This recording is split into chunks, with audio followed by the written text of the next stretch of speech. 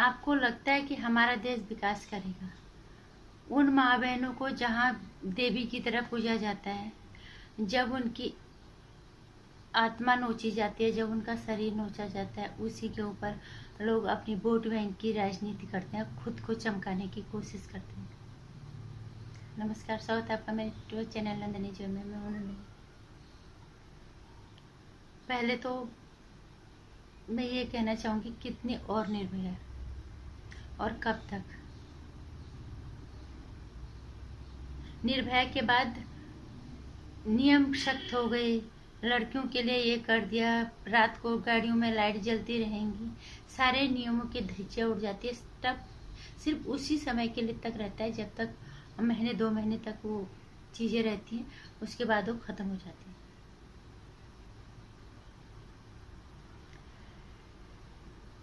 निर्भया के बाद हैदराबाद कांड हुआ है, उसके बाद स्वतंत्रता दिवस के पहले दिल्ली में कांड हुआ है, उसके बाद अभी राजस्थान में ये चीजें हुई हैं। राजस्थान में एक लड़की को 3 दिन तक गाड़ी में घुमा के उसके साथ गलत काम करते रहे, और ऊपर से उसको धमकी भी दी गई कि अगर तूने मुंह खोला तो तेरे माओ को मार देंगे, या कुछ इस तरह की उसको धमकी भी दी गई। उसके बाद हादसा वाला ये इतना बड़ा हादसा ये हो गया। इसके बाद राजनेता इसके ऊपर अपनी कुर्सी के आँच ढूंढते हैं, अपने वोट बैंक ढूंढते हैं। शर्मानी चाहिए ऐसी नेताओं को जो इस तरह के हादसों के ऊपर अपनी राजनीति और चमकाने की कोशिश करते हैं, इसके ऊपर अपने वोट बैंक के नंबर बढ़ाने की कोशिश करते हैं।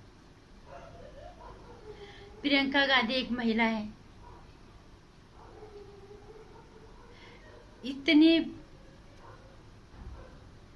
इतने झुंड के साथ कोरोना में वो यहाँ से हाथरस निकलती हैं, सिर्फ इसलिए कि वो अपना वोट बैंक बढ़ाने के चक्कर में, क्योंकि यूपी में शायद 2022 में ऐसे वहाँ पे कुछ चुनाव आने वाले हैं। मुझे नहीं लगता प्रियंका गांधी को एक सुई के नोक के बराबर भी उस लड़की के लिए दर्द होगा, उस परिवार के लिए कोई सहानुभूति होगी। उसे सिर्फ अपनी वोट बैंक चमकाना है, बस, और कुछ नहीं। क्योंकि यहाँ पे आप चुनाव आने वाले, अगर ऐसा नहीं है तो प्रियंका गांधी, राहुल गांधी राजस्थान क्यों नहीं गए, जहाँ पे उनकी खुद की सरकार है। 3 दिन तक लड़की को घुमा के उसके साथ गलत काम किया जाता है, उसको धमकी तक दी जाती है। वहां जाने के लिए उन्हें किसी ने बोला नहीं, क्यों? कितने बेवकूफ समझते हो तुम लोगों को, या कितने बेवकूफ लोग हो आप? मैं किसी ने ये नहीं बोला कि इससे राजस्थान भी तो जाना चाहिए था, जो राजस्थान में इनकी सरकार है, वहां पे एक लड़की से लगातार 3 दिन तक गलत काम होता है, और ये वहां के बारे में बोलते तक नहीं है। क्यों? क्योंकि चुनाव तो यूपी में आने वाले हैं, राजस्थान तो हो गया, अभी 1 ही साल हो रखा है, 4 साल बाद फिर देख लेंगे। किस हद तक नीच राजनीति पे उतर आए हैं कांग्रेस के लोग या उनके समर्थक। इंसानियत नाम की चीज नहीं, मानवता कहीं इनके अंदर ढूंढने से भी नहीं मिलती। इस सवाल का जवाब क्या प्रियंका गांधी देंगी? क्यों वो राजस्थान नहीं गई? क्या राजस्थान की लड़की नहीं है? अगर वहां चुनाव हो रहे होते तो ये वहां पहुंच जाती। पत्रकार जो कुछ तरह के सिर्फ विरोधी भावना से जो पत्रकारिता करते हैं, वो लोग मजाक बनाते हैं। दिशा सल्यान क्या लड़की नहीं है जिसके बारे में इन्होंने, प्रियंका गांधी ने नहीं बोला? मुंबई जैसे महानगर में एक लड़की के साथ कुकृत्य होता है, वो भी इतने पढ़े लिखे लोग जो आपको कहते हैं समझदार लोग, उनके बीच में। तब कांग्रेस का नेता कोई नहीं बोलता है, न प्रियंका गांधी बोलती है, न राहुल गांधी बोलता है। दिशा सल्यान लड़की नहीं है क्या? इतना बेवकूफ कितना बनाओगे आप लोग हमें? और ये पत्रकार, ये जो सिर्फ अपने अंदर जहर भर के जहर वाली पत्रकारिता करने की कोशिश की, जो जहर का बीज बो रहे हैं हमारी पीढ़ियों के लिए। इन्हें दिशा सलाम लड़की नहीं दिखती क्या, जो उसके साथ इतना कुकीर्ति हुआ है वहां पे। उसमें सुनने में भी आया कि वहां पे बड़े बड़े नेताओं के लोग का बेटा भी उसमें है, और बहुत सारे लोग उसमें, अच्छे खासे नामी लोग उसमें शामिल हैं। उनसे डरते हो क्या? हिम्मत है तो वहां जाके देखो, उनके खिलाफ बोल के देखो, तब हम कहेंगे तुम अपनी बाप की औलाद हो। नहीं तो तुम्हारे तो डीएनए में भी हमें शक होता है। राजस्थान में लड़की के साथ होता है, जहां तुम्हारी सरकार, वहां तुम नहीं जाते हो। वो पत्रकारों को ना राजस्थान दिखता है, ना उनको यहाँ दिशा सलाम दिखती है, उन्हें सिर्फ हाथरस दिख रहा है।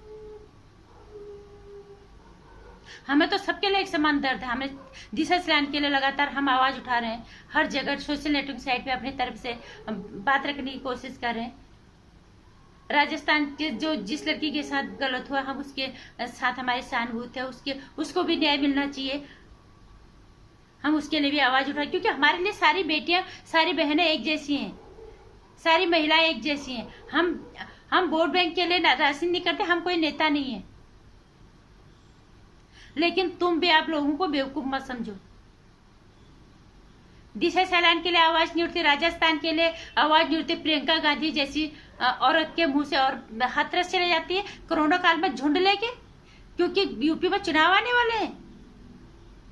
कब तक घटिया तरह की राजनीति करते रहोगे आप, और किस तरह, और कब ये घटिया तरह के पत्रकार इस तरह की पत्रकारिता करते रहेंगे?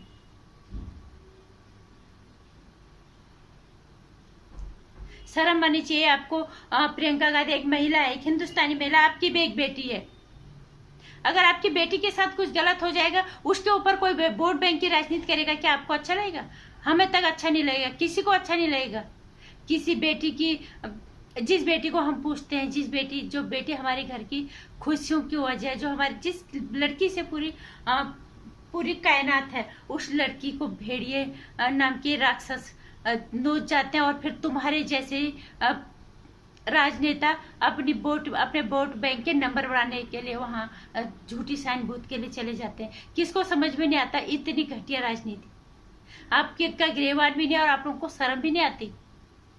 एक बेटी की इज्जत के ऊपर आप वोट बटोरने की सोच रहे हो।